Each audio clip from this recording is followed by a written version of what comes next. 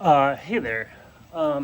So I'm gearing up to start accepting students for my transmission, and I just wanted to sort of go over what it is that we're doing together here in terms of whatever this is. And so I think pragmatically, I figured out how to shift awareness into a higher dimensional space without starting a cult of personality.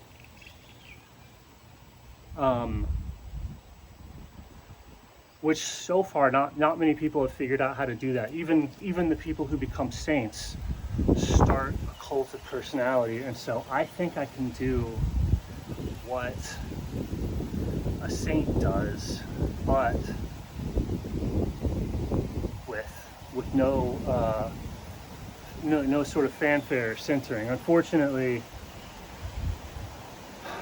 like I'm kind of here, but so normally and I'm also answering the question here of like, Kurt, why doesn't this work? Why doesn't this work for you or me or anybody else? I don't seem to be getting better at what I want to get better at, right? Like, why? What's going on there?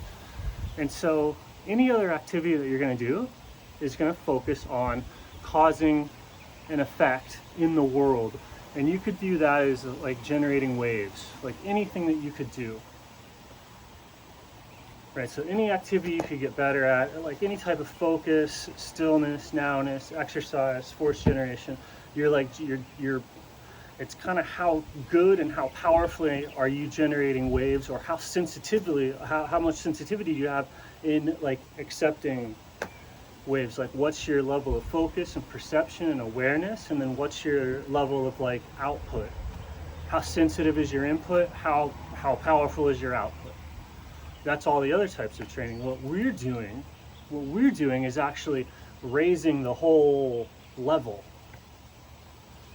Right, I'm getting you to realize that whatever you're doing is happening inside of this higher dimensional space. So like as we train, it's like realize that like, oh, you're in consciousness, you're in a medium, right? And so the deeper the focus, the more you're in a fluidic space, right? So the more swimming becomes important. Like the denser the medium around you, the more important the swimming is. Like when you do swimming motions on air, you don't get any bang for your buck, right? There's no point in air swimming, and that's doing like Tai Chi or whatever else, right? It's just easy. You can still move just fine without flow state anything. But as the air, or as the surrounding medium gets denser and denser and denser and denser, then all of a sudden, like to do anything, you need full body mechanics, because you're pressing against the water.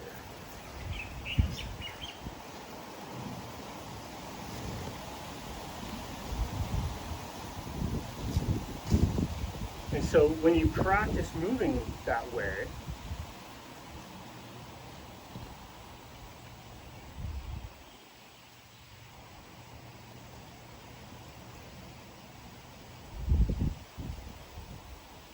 it makes the space denser.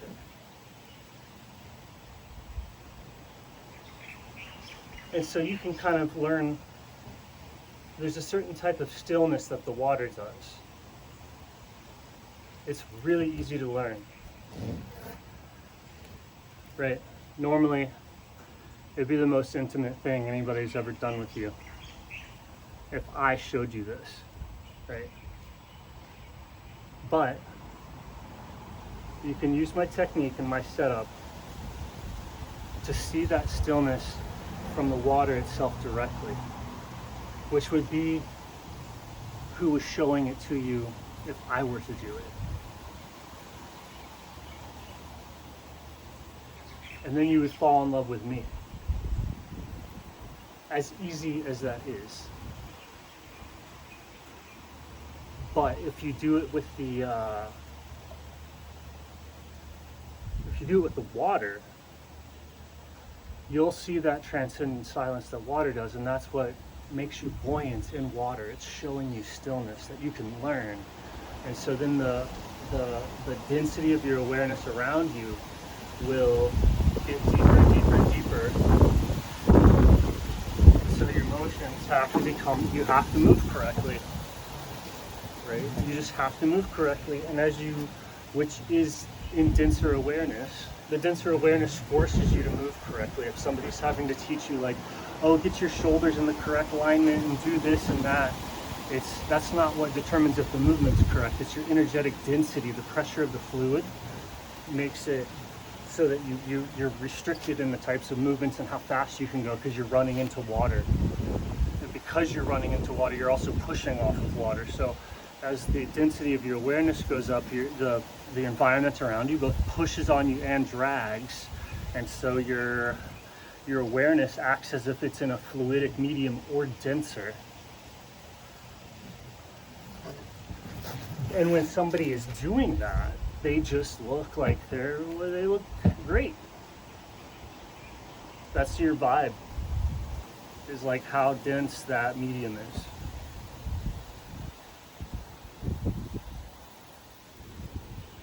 So when you breathe underwater, the density of that higher medium can actually press into your breath, and you can breathe back. You can breathe at that higher density. It trains you to breathe at that higher density. So instead of making waves in reality, you start to fill up everything. And since you're filling up everything, you're not going to get better at anything. Like directly, the whole thing is going to rise. Everything's going to get better, but there's not anything you're going to get better at. Like everything will get better. So it'll look like you're making almost no progress, but everything is getting better. And then that frees you from worrying about everything getting better to falling into a medium there. And then most of the stuff that you're saying of like, oh, is this cool or not, is underneath the surface of reality. Like, where's your technique? It's not any of that stuff. Related to, you've fallen into that higher density space from kind of being suspended or stuck on the surface next to a lower dimensional space, right? You can be stuck on the surface of a lower dimensional space. If you change your breathing and you lose weight, so just if you're a fat ass, just don't eat for a while, right? Whatever your gluttony is, like, just stop. That's all you have to do is stop doing that bullshit, right? That's the only technique. Hey everybody, I solved it. Stop doing that bullshit. And then as you starve yourself of that bullshit, your body will get skinnier, and then your buoyancy will become such that you can exhale and sink. So once you learn how to do that in water, you can learn how to exhale and sink into being. And it's just like it's super cool. And so you don't even so much as have to you don't have to meet me. Like, you could figure this out right now if you wanted to. I explain the whole thing. I made a little snorkel thing that seals around my nose, so I can do nasal breathing underwater, several feet underwater. That's crazy useful, and it's a totally different thing than breathing snorkel through the mouth. So you can do this through the mouth, and it's a whole discipline and a whole practice, and you can kind of sense or feel everything that I'm talking about, for sure. But then breathing through the nose under this water pressure in this silence just contacts this very powerful, like, upper spirit realm, mind centered area, breathing into the sinuses. And so that, like, just unlocks a whole another level of almost nothing, because it is just slowly improving everything. So it's just insight after insight after epiphany after epiphany after epiphany, and each one is the water, the density slowly increasing as the epiphany well fills up until it's just, oh, I dropped into a sea of epiphany.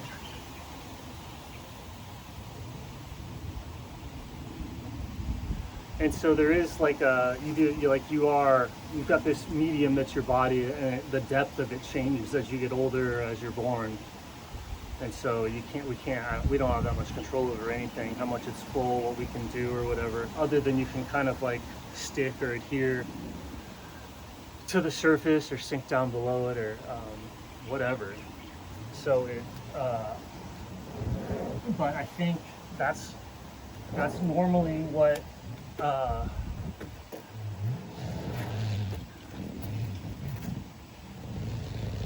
don't know, it doesn't exactly change your relationship with God or anything, I suppose, on a personal level, but that's everything. If you start breathing correctly in that sense of the word and seeing how silence fills up the reservoir of being, once you're there, you know all things, right? So it's kind of an auto bullshit detector.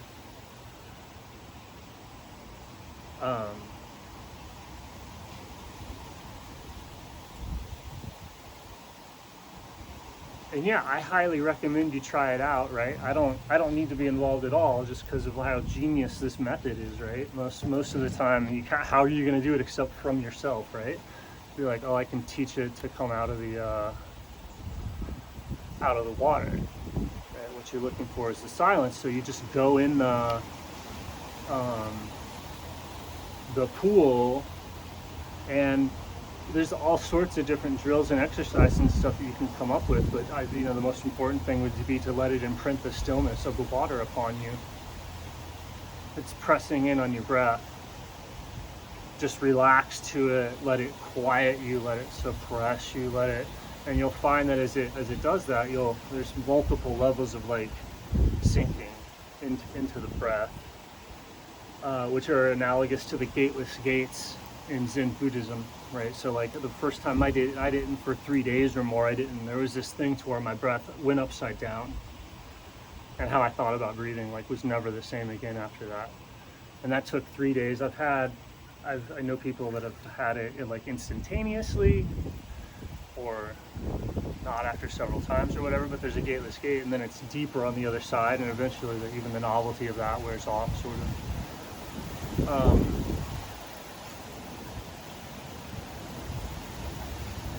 But it's if you're into this sort of thing, learning how to use the water effectively like this is as revolutionary as the wheel, or as swords, or as whatever else. So for people that are into insight or meditation or breathing awareness, that is a field. This technique has such a powerful like mechanical advantage over not using it. Just like a wheel, right? It doesn't. Who knows how you're going to use a wheel if you're smart or not? But just what it lets you do, or like a stick. Like it's definitely at the level of an innovation like that.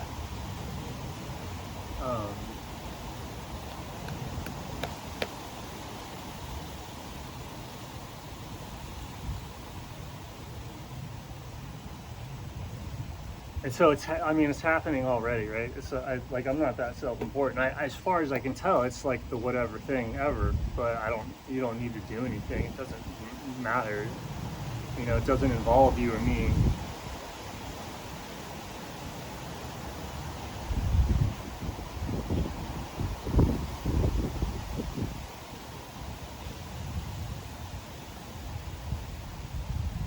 But reality is coded with it.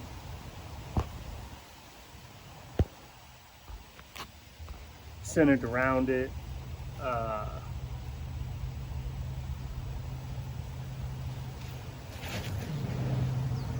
And so that's like when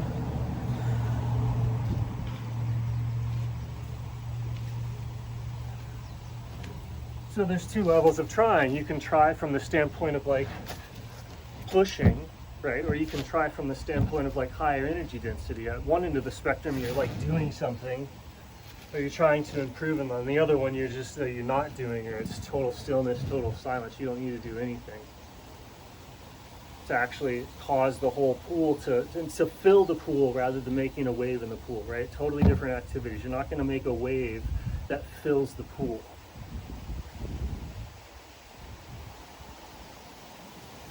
And nor is filling the pool anything that's going to stick out very much to any wave in the pool. It's a totally selfless activity.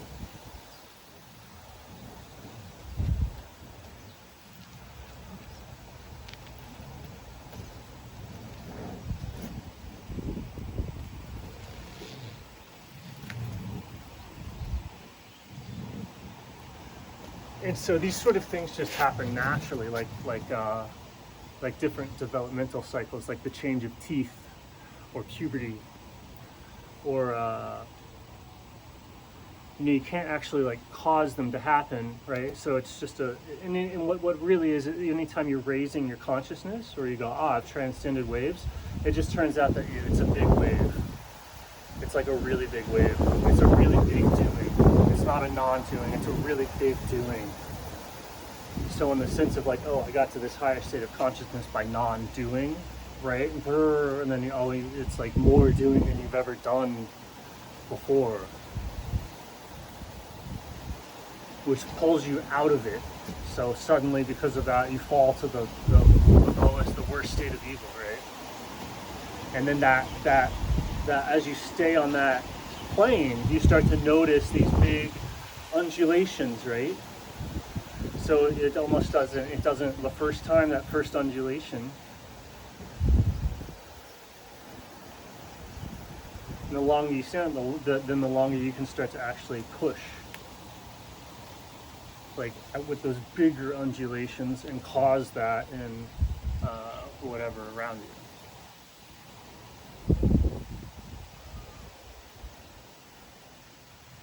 And like if you test it and you try and go, hey, do this thing so I believe you. You've tested it, you've created, even if you see it, even if they do it, if I do it or whatever, then that creates a wave. So it stops filling. Even if the miracles are done, it will stop the filling. The miracle of the raising consciousness or whatever. So if you try and test it, it shifts your perspective to the wrong thing, and it's no longer happening. It's just generating the waves, the good or bad waves.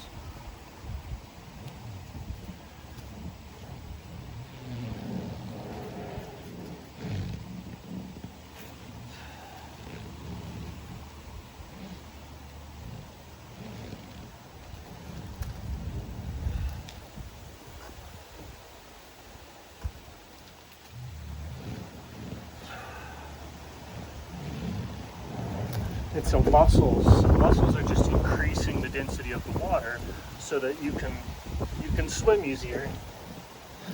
Without the muscles, your swim movements are like they're in air, right? If you're weak, when you move in the air, it doesn't do anything. If you're strong, the muscles squeeze the water and they pressurize your attention so that you're basically the same as if you're in water, but it's slightly negative buoyancy. Or neutral buoyancy. If you're muscularly skilled, you can get to that state, the breath. You only have to squeeze your body so hard that it's like that the water pressurizes to like being underwater, and then as you move your skeleton inside that water,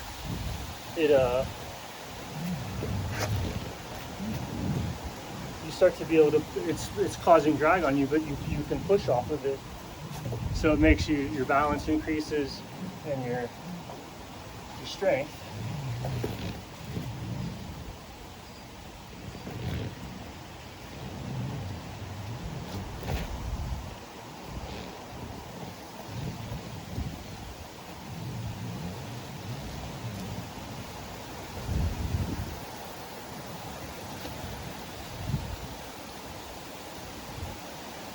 Yeah, but super reliably, you don't need me.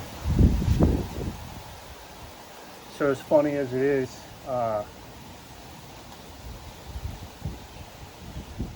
right, but also in the same sense unavoidable.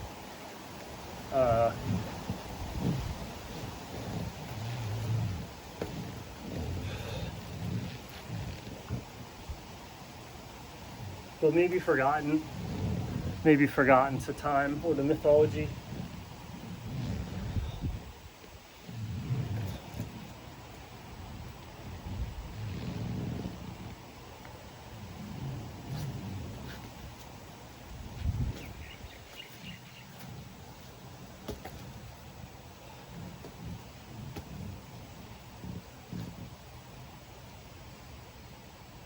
And at the end of the day, that effort and that density, that focus required to increase the density to actually get better, to increase the density of the consciousness. So you're like floating, so you're supported, so you're not just heavy and weighed down, right? As you get more and more distracted or whatever, the body and the thing, you're not running into those issues or whatever. You're not running into your mind. Like if your mind torments you and you're distracted, the world gets airy. So you're not like being held down by that because you've disassociated, but you're also unable to be supported by the mind,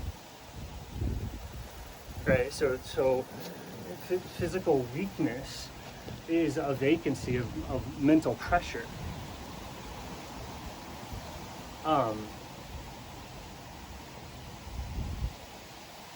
so as you increase that mental pressure, you're running into your mind, but you're running into your mind in such a way that it generates lift, the same way that you can either be sloshing through water or generating lift, right? Like if you're at a low or medium level of consciousness, that's like being in the pool up to your waist, and you just kind of drag through it. But at any level of consciousness, you can kind of learn postures and stuff and learn how to float and how to swim. And then all of a sudden, the what used to be drag, right, like your psychological baggage, becomes a denser medium that supports and holds you up.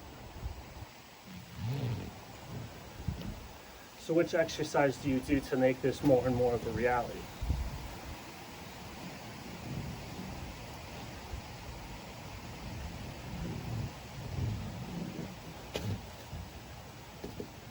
Hard to stay in contact with that, right? But the water can do it.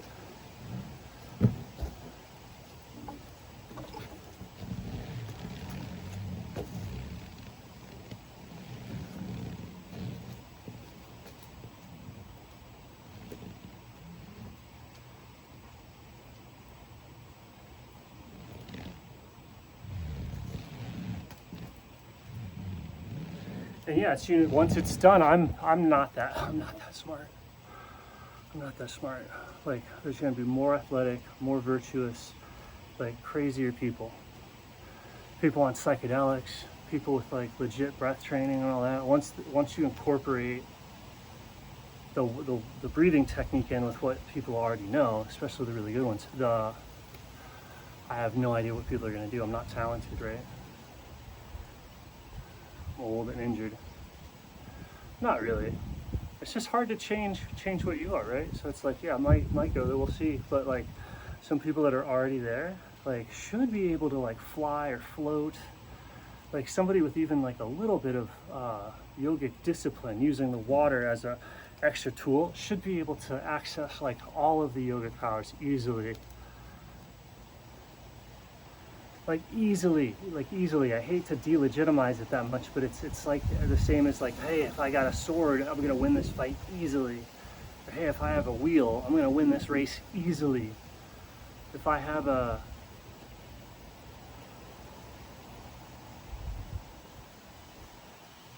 right?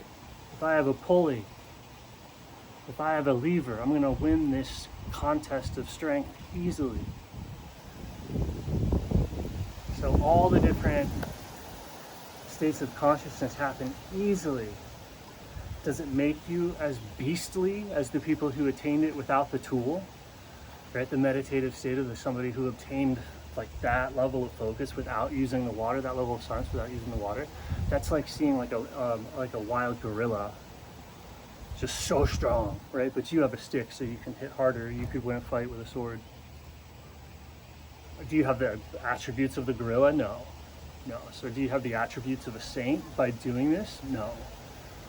Same understanding of reality though, same level of consciousness as the greats, like as the truly accomplished people, anybody, right?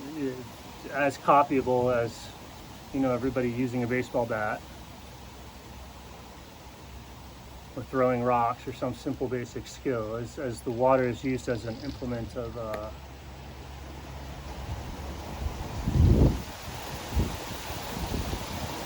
development or transmission or understanding, just so everyone like knows what they're doing instead of wandering around in ignorance.